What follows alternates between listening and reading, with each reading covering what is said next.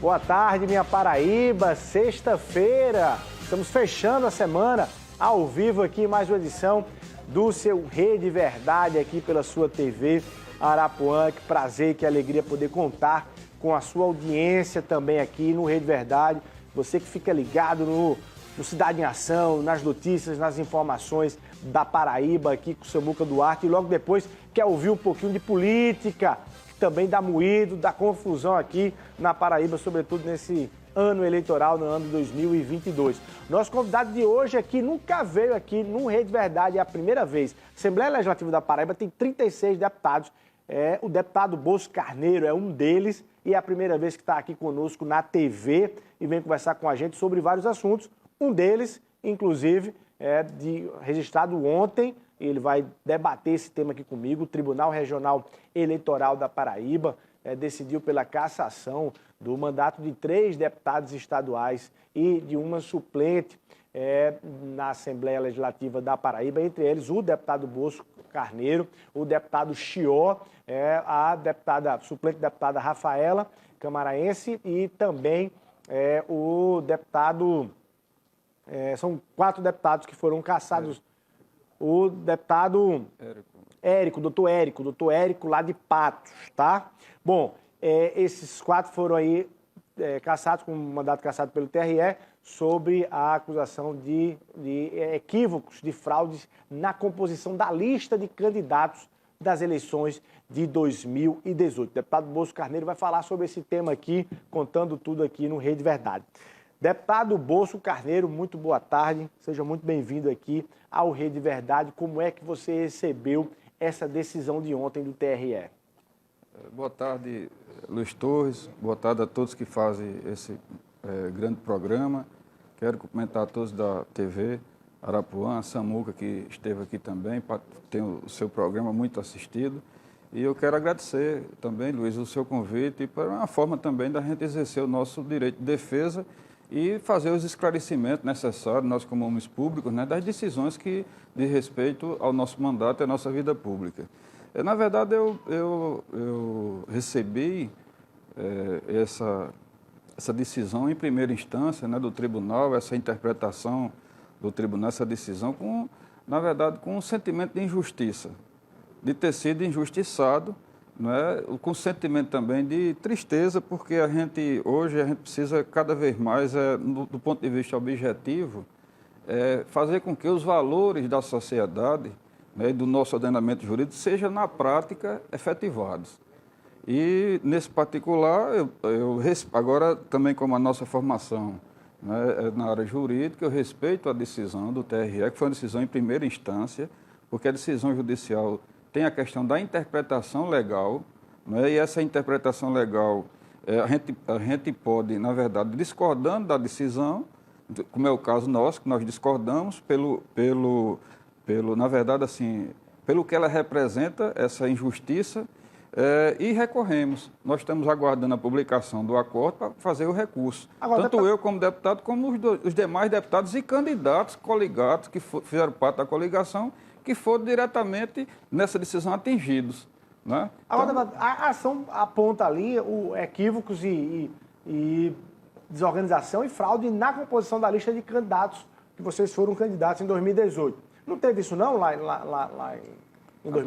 Rapaz, olha, eu não posso afirmar, porque, na verdade, o que foi questionado ontem, inclusive nos votos de todos os juízes, que aí eu quero também, de forma respeitosa, agradecer o respeito que eles tiveram, né, tanto na instrução, como também eu tive a oportunidade, como advogado, de assistir a sessão, e todos os votos ficaram claros. Houve alguma participação dos candidatos, no caso, por exemplo, o deputado Érico, Chió, Rafaela, ou algum outro candidato da coligação, que foram mais de 50 candidatos, houve alguma possível participação nesse ato? Não. Eles foram unânimes em afirmar isso, que não tinha prova nos autos que identificasse nenhum tipo de participação. Ou seja, se houve erro, se houve fraude, vocês não estavam ali interessados nisso, porque vocês não participaram. Nós não participamos. E outra coisa que precisa ser esclarecida, o que foi cassado, na verdade, foi a DRAP, que é a declaração é a declaração da regularidade dos atos partidários. Declaração de regularidade dos atos partidários. Ou seja, no caso, caça todo mundo. Todo mundo. Essa DAP é um documento, na verdade, transmitido de ato de partido, é a secretaria do partido que encaminha, né? Inclusive, nesse caso aí de uma coligação, a coligação que encaminha, e nesse DRAP está registrado todas as informações. Ora, como é que um candidato em campanha, que isso a gente registra, a gente passa pela convenção, registra, né, e vai fazer a campanha. Quando é julgado o DRAP, é já no mês de setembro, já muitas vezes até diferimento ou indeferimento de candidatura são feitos posteriormente. Mas eu estou me referindo, qual é o ato? O ato do partido. E como, na verdade, o que os juízes, no entendimento deles, acharam foi o quê? Que poderia ter havido, nessa decisão de primeira instância, uma fraude no encaminhamento desse DRAP e nos documentos constantes no DRAP. Ora, se existiu isso, de quem é a responsabilidade? No meu entendimento, deve-se apurar a responsabilidade e punir. Punir, inclusive, o partido. Agora, o partido não é punido.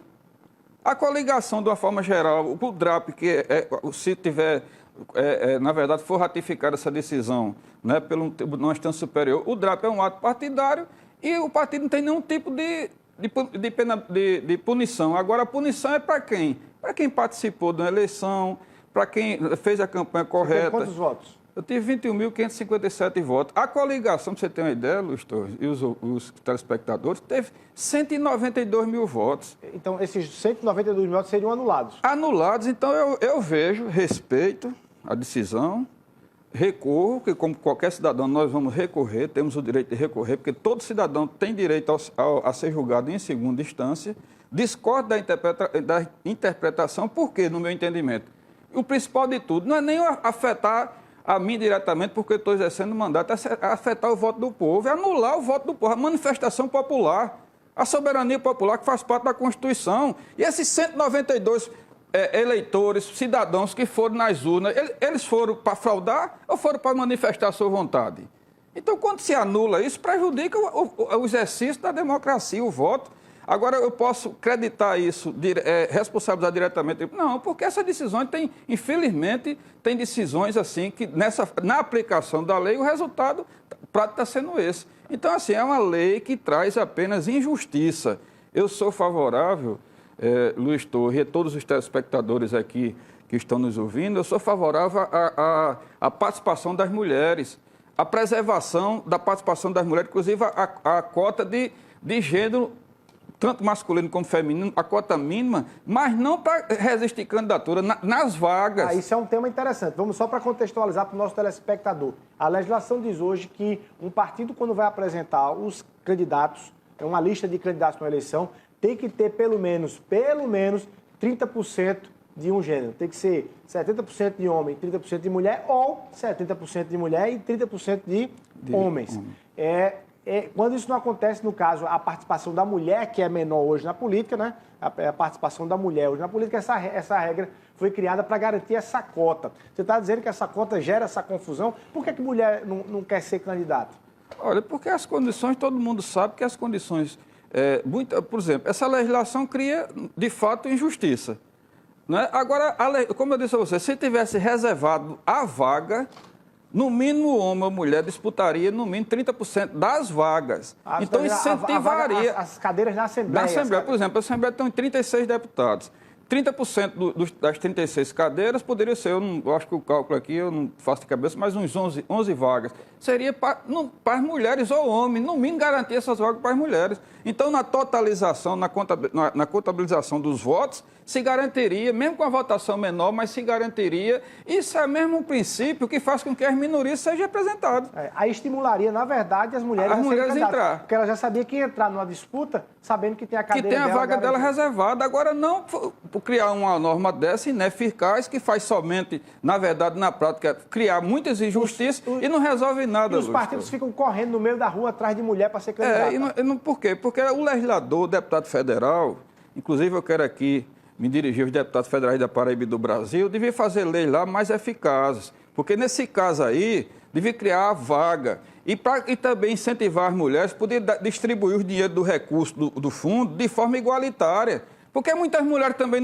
Aí você me pergunta, será que uma outra lei que fizeram recentemente, salvo engano, acho que aprovada há poucos meses, diz que o fundo partidário, 30% tem que ser para as mulheres, por exemplo, para o gênero mulher ou gênero homem, no mínimo para 30%. Aí, o que é que isso na prática representa o quê? Quando a gente vai ver, inclusive pode pegar os dados aí da campanha de 2020, 2018, tem mulher que recebeu 1 milhão aqui na Paraíba de fundo especial, de fundo de campanha, e tem mulher que recebeu 0. Por que as mulheres estão se desestimulando? Porque não compete de forma igualitária. Então isso é hipocrisia. Isso é jogar para a galera, isso é não representar o povo. Então, causar todo esse transtorno, inclusive, como é que eu posso interpretar uma lei? Agora eu posso dizer o seguinte, que essa lei foi mal redigida e mal feita. Porque como é que eu vou interpretar uma lei para cometer injustiça? O que é que esses... Imagine bem, Luiz, você é uma pessoa que tem conhecimento, imagine bem 60 candidatos taxados como foram beneficiados por uma suposta fraude. Agora, enquanto isso, o partido sofre alguma penalidade? Não. Quem, de fato, porventura, tenha cometido a fraude, sofre alguma penalidade? Não. Quem sofre penalidade é o povo que perdeu o voto.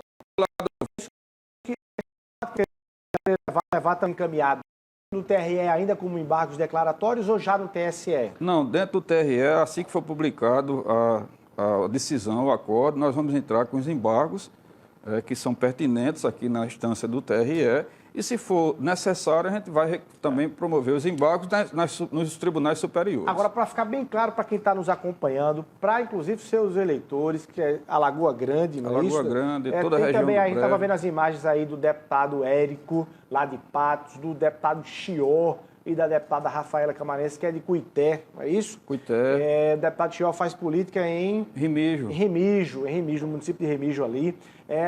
Vocês podem ser candidatos nas eleições desse ano ou vocês, por causa dessa decisão, vão ter problemas com a candidatura desse ano de 2022? Nós podemos ser, inclusive eu quero aqui reconhecer essa decisão dentro da sentença justa do tribunal, que manteve a elegibilidade de todos os candidatos, uma forma, um direito reconhecido por lei. Por quê? Imagine, Luiz Torres, imagine pessoas que não foram nem eleitas, que não participaram de nada, não tiveram nem a possibilidade de ser candidato de novo para o povo julgar.